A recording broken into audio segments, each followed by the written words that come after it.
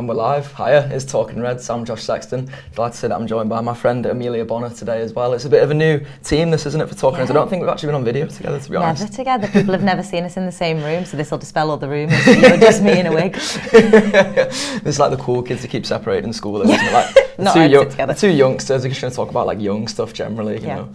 We are going to talk about Liverpool. There has been obviously a lot of Euros football going on, but we're going to steer clear of that because we've got a little bit more of that coming later in the week. But Emilia, Liverpool's pre-season plans getting off to a slow start so far. It's fair to say there's not been much reports of what the games are going to be and what's going to be happening, but Liverpool players are still having the time of their lives, and it's quite funny because, as we mentioned, the Euros are going on. There's lads getting stuck in 120 minutes, penalties, all these kinds of things, and you got Mo Salah just lying on hammocks. Having a lovely time on a hammock. Insert inspirational quote here was a favourite. He's a man who knows his social media brand and he works it well. Do you know what? Happy for them, living their best lives. I'm living vicariously through them, and I'm glad to see that they're having a little bit of enjoyment in their lives. It's nice that like they had, I know obviously like, you know, they're not carrying bodies through ICU wards, but they did have quite a hard last 18 months, and there was the mental strain of it. There was winning the league and not really feeling like you got to celebrate. There was going straight into another season with no break, with no rest, with no anything, and they didn't ever really get a bit of let up to kind of just go, right, reset. And I think apart from just on like a personal level thinking that's really nice for anyone to get to have, I also think it will ultimately be better for when we get to watch them play football, that they'll have got to reset and kind of come in with a new mindset. And it felt like there was no real break between last season and the season before, and I hope that this will benefit them in feeling that they've had like some semblance of rest mentally and physically. I hope so anyway. And also it's nice looking at Mo Salah's holiday photos. It is, yeah, and it's something that Jurgen Klopp has become sort of big on, isn't it? Is the sort of rest of his players and recovery. Remember the days of Ray the fitness egg on Twitter and how he was slaughtering Jurgen Klopp for this constant sort of churn of fitness that he was doing with his triple sessions in pre-season and stuff like that. But it seems like all these lads are living their best lives, and it's going to be another tough season, you think, don't you, with the African Cup of Nations and stuff. So it's good to see, you know, lads like Mo Salah in particular getting their time away. But we've actually, you were asking me for prep yesterday, so I pre-sent you this article, which is quite a panicked headline from This Is Anfield. Some of our friends over there at This Is Anfield saying why Liverpool players are still in amber countries a week away from pre-season. You've got to do it in the...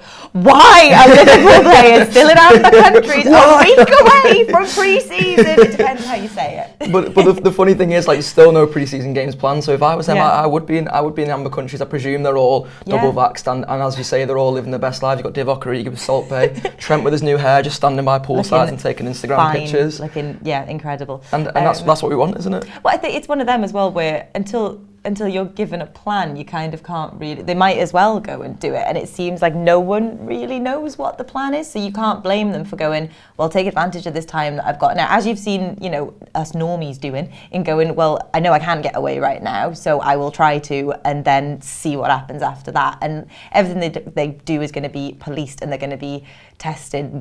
They're probably all vaccinated. We know it'll be fine. But yeah, if there's no clear plan, I don't see what else they could really be expected to do other than just have a bit of fun. Yeah, agreed. There's a couple who are having probably some fun, to be fair. The Brazil lads look like they are having fun. There's loads. I've seen lots of pitched in dressing rooms after wins there into the Copa America final now. Yeah. And another panicked headline from Mrs. Anfield. This is Liverpool are facing a big midfield headache for the Premier League opener at Norwich, and that's because a few of the lads who happen to be the makeup of Liverpool's midfield are still at international tournaments there. Thiago obviously just gone out last night with Spain. Spoilers, sorry about that. Jordan Henderson is probably going to be going to the finals of England if they overcome Denmark tonight as well, and then Fabinho's in the Copa America finals, which is literally our starting midfield. They could all be missing for a prolonged period of time after that, which is I suppose a worry. It is. If let's say a few months into last season, if someone had said to you, you've got Milner, you've got Curtis Jones, and you've got Alex Oxlade-Chamberlain, and they're all going to be playing in defence, I'd be like, yeah, fine, that's absolutely fine. So just think, after last season, nothing can bother me. And also, we'll probably buy someone who'll be very good, who'll be able to play in midfield. And I think that, yeah, it is obviously a worry, but it's one of those where there's nothing you can do about it, and just worrying about it isn't going to make it any better. And also, it's already too late. So do you know what I mean? It's not like we can go, whoa, no one's thought of this, bring them all back. So even if you brought them all back now from potential quarantines and also from tournaments that they're in, it would be too late with the quarantine that they'd need to do. So they're probably not going to be available for that game, or they're definitely not going to be available for that game. So let's just see what the other plan is. I think after last season as well, as you mentioned there, we almost feel like we've sort of seen the worst case scenario now, don't we? If you'd have said to us at the start of last season that by the end of it we're going to be seeing Nat Phillips and Reece Williams as our first choice defensive partnership, I think just lash them in midfield now. They'll be absolutely fine. Nat Phillips just heading everybody away out of sight, keeping them out of the box. That seems to be the sort of style that Liverpool could go with for this Norwich game.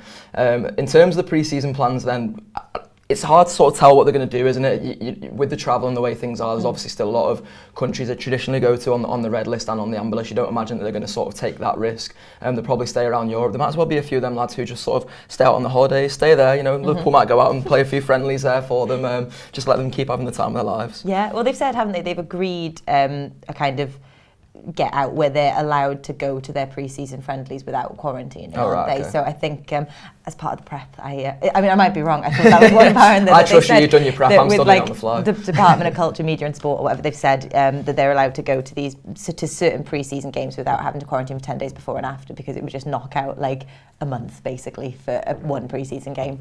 So they'll be able to do that. But yeah, I mean, it's nice for us to all get to enjoy, and it feels like this year it is just something that we can be relatively chilled about, rather than last season where it felt like a lot depended on it. And I also think the pressure last season as champions, people kind of like everyone watching going, what are Liverpool going to do? Are they going to be terrible this season, this and that? This season you don't really have to worry about that. We just know we'll go out there and be very good at football.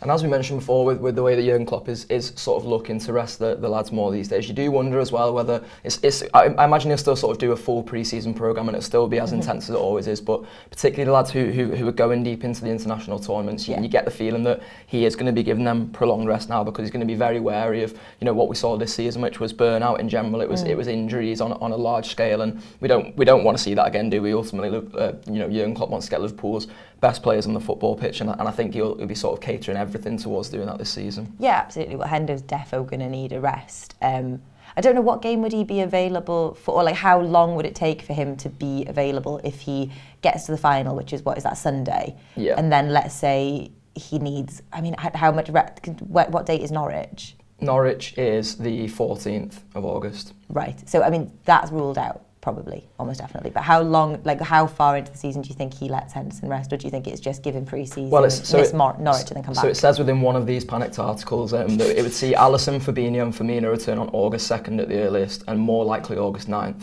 And then depending on how far they make it in the Euros, Henderson and Thiago could be back anywhere between July 29th and August 9th. So you'd imagine if all of them are getting back on August 9th, they'd be pushing it. Yeah, they're not getting played straight away. Thiago, you'd hope a little bit earlier, but then again, because there's been issues with injuries already, you don't want to go, right, well, you're back straight into midfield. You'd rather play a kind of second, third, fourth choice midfield lineup than be rushing him back in, because I'd much rather have Thiago for a whole season than rush to have him against Norwich and then not have him for a very long time. Yeah, and it's almost wouldn't be the worst thing in the world, would it, if we did see a bit of a chopped and changed midfield? It's no disrespect to Norwich, but you sort of want to see more iterations of Liverpool lineups throughout the season. You want to see lads like Naby Keita and Oxlade-Chamberlain getting their games, and they are two who, if it was going to be a bit of a rotating midfielder before the season starts, then maybe they're the ones that you want to be seeing a bit more of. Yeah, I'd like to see Alex Oxlade-Chamberlain. I'm not entirely sure Naby Keita plays football anymore. I've seen no proof to suggest that he has. Soz to Rob Gutman, but I'm very much over Naby Keita. Stop trying to make Naby Keita happen. He's not going to happen, is my stance. But I'd like to see Alex Oxlade-Chamberlain.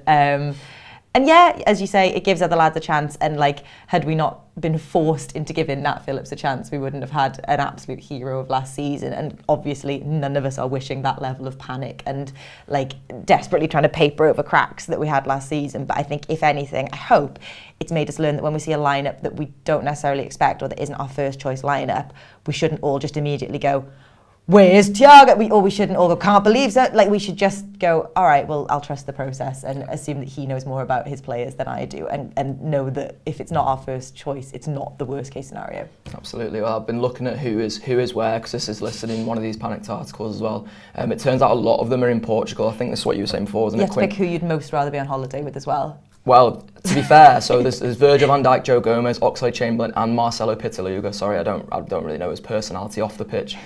Looks like a good keeper for the 23s though. They've all been trained in Quinta de Lago in Portugal. I quite like the sound of that. We've been there. It's Rob Gutman's favourite haunt. Very nice. Could get Rob to do some scouting missions for us next time he goes. Absolutely could. Make sure the lads are being put through their paces. I quite like to see that sort of video where it's like, where Virgil van Dijk and Joe Gomez put like the cool rap music over the top as these like scenic shots, and there's just one of Rob Gutman with his hands behind his back, like watching him checking his watch, blowing the whistle. They'll get to hang out with him. They'll be able to play like Mario Kart with his kids on Nintendo Switch, so that's good. I'd be into a bit of Portugal with Virgil, I won't lie. Yeah, there's Ibrahima Konate, who's in his native Paris, France. Classic. Divock Origi is with Salt Bay in Nusret in Mykonos, Greece. Of course he is. Kostas Tsimikas is also in Greece. Mo Salah, it's apparently unclear where he is, which that's what I love about Mo Salah. Mo Salah, isn't Nobody it? knows where he is. We all just know he's having a lovely time. And it's been quite funny sort of seeing the different ways in which they're like programming the holidays, because, in terms of the athletes I follow, Emilia, I'd say Divock Origi has been by far the hardest working. I would say you are the second hardest working athlete that I follow across social media as well. I don't even post it all, Josh. I only post the highlights. Mo Salah is comfortably bottom of that list of hard working athletes, but he's still sat there with his massive just six-pack. flexing, just absolutely flexing, isn't he? He's doing the equivalent of in Love Island when they're in the outside gym and they're just doing like just 1 or 2 bicep curls, just dead sweaty, just looking really fit. Just before the new girls come in. Yeah, and and you're like, I know that's not the amount of exercise that got you this sexy, but this is just like maybe like maintenance, and maybe that's what he's doing. Just a little flex underneath like a cabana in a hot country. Yeah, I'm not sure how much we can talk about Love Island on this, because me and Craig have been on 2 of these over the past week, and we both got slagged off for missing the Spain-Switzerland game, was it? No, France-Switzerland game for Love Island, but Amelia was part of that Love crew Island's as well. good, so. I said I've got to watch me some Love Island, so I'm happy and I'm healthy and I'm living watching Love Island. We'll go through some of these comments. Before the stream even started, or just as the stream started, but we weren't on the screens yet. All the B&M comments were coming in. Obviously, Robbo and Craig there yesterday, going hard for their B&M sponsorship, getting some cookies. So B&M, if you are watching this, we are also the good-looking face of the Anfield Wrap. If you do want to sponsor, we also like cookies as well. So all of that kind of stuff. We'll try and go through some questions. If the Reds go to Edinburgh, Ash K. Jarju asks Amelia, how quickly are you getting there? Is that Ash that I went to uni with? It may well have been. It might. I don't know. I'd say my record time from Wales was about 4 hours. So from here, let's call it 2. Yeah. I'll get straight on the train. I'd be happy with a trip to Edinburgh. I used to have a friend who lived in Edinburgh, and he very selfishly moved down to London, so I no longer have a regular trip to Edinburgh. And you'll be surprised that I've not been to visit him much down in London. That'd be nice, wouldn't it? We'd all have a nice little time. Go to the castle, bagpipes. I'd love it. Yeah, go to the what is it? Is it Three Sisters? Is that the pub there? I went to a lovely pub there to watch the World Cup once. Nice. On the Cannon Gate. Yeah, and they've got a load of flags, and they don't have an England flag, which is quite funny and good needle. Steve Barker says, you're getting old when folk on the TV are like a good 30 years younger on the TV. I like that. You can tell he's a dar. Always good to meet a fan. I watch your podcast. We'll try and read through more of these. Liam the Beast 5, good name, says, I presume the fixture will be announced soon, seeing as the news that grounds are full from July 19th. Yeah, that is good news. Get the grounds back full as well. Get us all back in the grounds. Are you excited for the return of the full fan experience? My brother's finally given in. It's taken 20 years of my life, and he's letting me go halves on his season ticket with him. Oh, amazing. Already discussions have begun as to whether it's a straight 50-50, whether it's like each time do we flip a cut, how does it work? But I'm very, very excited that I'll be getting into more games than just going, hey Spurs. So that'll be good. Very, very, very excited. Yeah, Ash has been back on. He says the worst headline he read was Liverpool to miss 5 players for the City clash, that's just as panic, to be fair, as the headlines. Was the 5 capped up? We're not allowed to do that anymore. There was a day where it used to be like, couple find stained underpants in a Delphi drawer, but we're not stained allowed underpants is much more panic than just a capital 5, I must say. We're not allowed to cap up words anymore. Yeah, less of the panic. Joey Murray says the best part of pre-season is a video of Millie bossing the lactate test. I completely agree with that, to be fair. I reckon we don't do pre-season and we just say to Millie, the lactate test is Norwich away, mate. You just fill your boots there, just run around that pitch loads, and we'll keep pressing the little bleeper thing which tells you when to go. Limping Monkey says there's no way the COVID restrictions will affect the players. Yeah, that's what we think as well. Yeah. Unknown Stranger says please sign some players before All right, Agree. sound, yeah. I think so. We can't make it happen, unfortunately, but we'll get on the blower to Jurgen and make sure it does. Snoop Dogg, the man himself, says big up Mr. Kipling with a flame emoji. Which is your favourite? Ooh. I can't go wrong with a lemon slice, you know. Lemon slice is a classic. Yeah, classic I do like taste. a lemon slice. Like a bakewell. Everyone's big on the angel slice as well. I feel like that's a big Anfield Wrap office one, but I think it's...